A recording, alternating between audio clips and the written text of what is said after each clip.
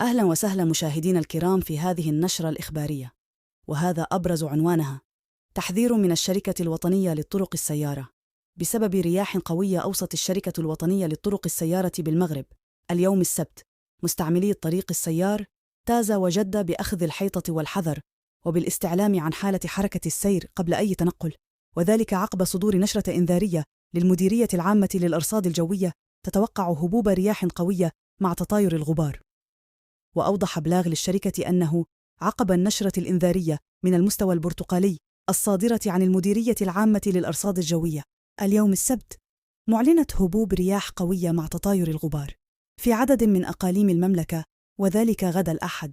ابتداء من منتصف الليل إلى غاية الساعة 10 ليلاً. توصي الشركة الوطنية للطرق السيارة بالمغرب مستعملي الطريق السيار تازة وجدة بأخذ الحيطة والحذر وبالاستعلام عن حالة حركة السير قبل أي تنقل. ولطلب أي معلومة عن حركة السير أو مساعدة على الطريق السيار، ذكرت الشركة مستعملي الطريق السيار بالاتصال بمركز النداء 55 وبالاطلاع على التطبيق ADM Traffic.